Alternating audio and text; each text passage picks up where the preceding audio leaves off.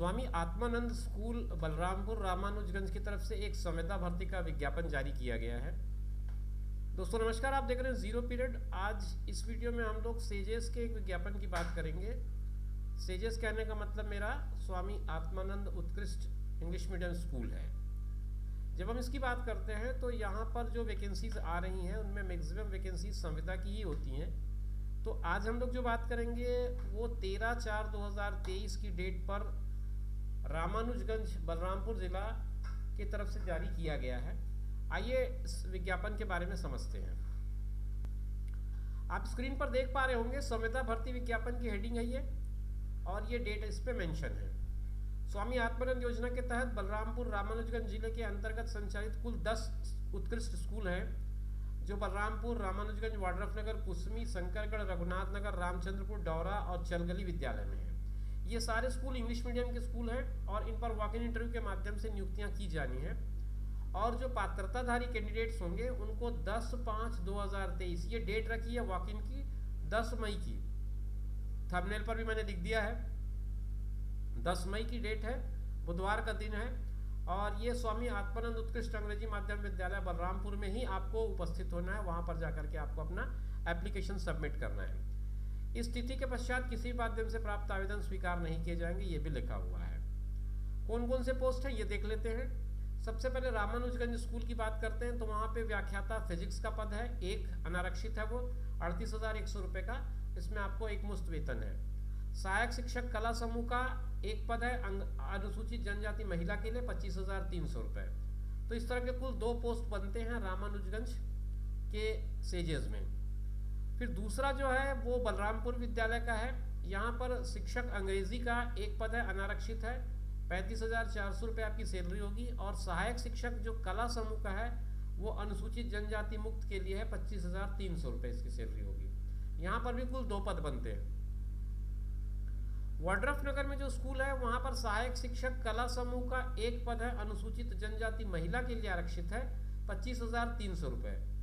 और इसके अलावा अनारक्षित एक पद है ग्रंथपाल का, जिसमें 22,400 रुपये आपको मिलने हैं। तो कुल मिलाकर इस स्कूल में भी 2 पद हैं, लेकिन दोनों की कैटेगरी अलग अलग है। कुसमी में स्कूल है, वहां पर भी 2 पद हैं, जिसमें फिजिक्स का एक लेक्चरर है, व्याख्याता, एक पद अनारक्षित है, और एक पद सामाजिक अध्ययन का अनारक्षित है। तो 2 पद हैं, 38,100 रुपये, इसमें एक मुश्त मासिक वेतन होगा आपका। और पद जो हैं वो दोनों के दोनों व्याख्याता के पद हैं। इसके बाद मैं शंकरगढ़ के स्कूल की बात करूं तो वहां पर व्याख्याता सामाजिक अध्ययन का एकमात्र पद है जो अनारक्षित है। सैलरी का स्केल वही है, 38,100 रुपये। रघुनाथ नगर में जो स्कूल है वहां पर अलग अलग कैटेगरीज में कुल 8 पद रिक्त हैं। इनमें वाणिज्य यानी कॉमर्स का एक लेक्चरर अनुसूचित जनजाति में, सामाजिक विज्ञान का एक अनारक्षित अंग्रेजी माध्यम, गणित का एक अनारक्षित अंग्रेजी माध्यम, फिजिक्स का एक अनारक्षित अंग्रेजी माध्यम। तो इस तरह से 1, 2, 3 और 4 पोस्ट जो है वो लेक्चरर्स के हैं। फिर शिक्षक का एक पद है, वो अंग्रेजी का है विषय समूह। सहायक शिक्षक कला समूह का 2 पद है, जिसमें से एक अनुसूचित जनजाति मुक्त है और एक अनुसूचित जनजाति महिला है। सहायक शिक्षक विज्ञान समूह का एक पद है जो अनुसूचित जनजाति मुक्त के लिए है। कुल मिलाकर के पदों की संख्या 8 बनती है। 4 हिंदी माध्यम के हैं और 4 अनारक्षित हैं और 4 अनुसूचित जनजाति के हैं। एक और स्कूल है चलगली में, उसमें आपके पास 4 पद हैं और व्याख्याता सामाजिक विज्ञान का एक पद अनारक्षित है, इंग्लिश मीडियम का है। शिक्षक का भी एक पद इंग्लिश मीडियम का वहाँ वैकेंट है, तो 2 पद यहाँ बनते हैं। और 2 पद अनुसूचित जनजाति के सहायक शिक्षक के बनते हैं। तो 4 पद यहाँ पर कुल मिलाकर के दिख रहा है। फिर डौरा में आते हैं। डौरा में आपका 2 पद बताया है। शिक्षक अंग्रेजी का एक पद है अनारक्षित, और विज्ञान समूह के सहायक शिक्षक का एक पद है अनुसूचित जनजाति के लिए। इसके बाद बात करें रामचंद्रपुर की। रामचंद्रपुर में 8 पद हैं, 8 अलग अलग कैटेगरी के हैं। सामाजिक विज्ञान का व्याख्याता का एक पद है, अनारक्षित है, अंग्रेजी माध्यम। फिजिक्स का एक पद अनारक्षित, अंग्रेजी माध्यम। और शिक्षक में 3 कैटेगरी, कला, विज्ञान और अंग्रेजी, तीनों में एक एक पद हैं और तीनों अनारक्षित हैं इंग्लिश मीडियम के लिए। कला समूह में सहायक शिक्षक के 2 पद हैं और 1 पद विज्ञान समूह का है। तो 3 पद अनुसूचित जनजाति के, 5 पद अनारक्षित, 8 पदों की वैकेंसी यहाँ पर आई है रामचंद्रपुर में। सैलरी का स्ट्रक्चर मैं आपको बता दूं, लेक्चरर जहाँ जहाँ है वहाँ 38,100 रुपये है, और जो टीचर का है वो 35,400 रुपये है, और जो असिस्टेंट टीचर है उसका 25,300 रुपये है। ये क्रम है आपके सैलरी का। जो एजुकेशनल क्वालिफिकेशन है उसकी मैं बात करूं तो आपको जो 50% ग्रेजुएशन का क्राइटेरिया आपका लिए रखा गया है, 50% अंकों के साथ पीजी या फिर उसके इक्विवेलेंट लेक्चरर के लिए, और पूरी शिक्षा पूर्व माध्यमिक से संपूर्ण शिक्षा इंग्लिश मीडियम में हो, बीएड कंपलसरी है, ये लेक्चरर्स के लिए है। और अलग अलग विषय समूहों के लिए अलग अलग कॉम्बिनेशन बताया गया है। मैथ्स के लेक्चरर के लिए मैथ्स या अप्लाइड मैथ्स, फिजिक्स के लिए फिजिक्स, इलेक्ट्रॉनिक्स, अप्लाइड फिजिक्स या न्यूक्लियर फिजिक्स, कॉमर्स के लिए accountancy, cost accounting, financial accounting, और सामाजिक विज्ञान के लिए पॉलिटिक्स, इकोनॉमिक्स, हिस्ट्री या ज्योग्राफी। उच्च वर्ग के लिए भी यही बात है, लेकिन इसमें टेट एक्स्ट्रा जुड़ जाता है।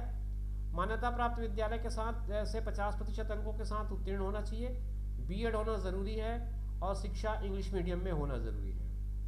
ये कॉम्बिनेशन है। अगर आप शिक्षक अंग्रेजी के लिए आवेदन कर रहे हैं तो अंग्रेजी साहित्य स्नातक पर हो, अगर आप कला में आवेदन कर रहे हैं तो हिस्ट्री, पॉलिटिक्स, ज्योग्राफी या फिर इकोनॉमिक्स, ये कॉम्बिनेशन में हो, और साइंस में तो फिर फिजिक्स, आपका केमिस्ट्री हो, बॉटनी जूलॉजी हो, डिफेंस हो या फिर जियोलॉजी हो। ये इनमें से 2 आपके ग्रेजुएशन के सब्जेक्ट्स होने चाहिए।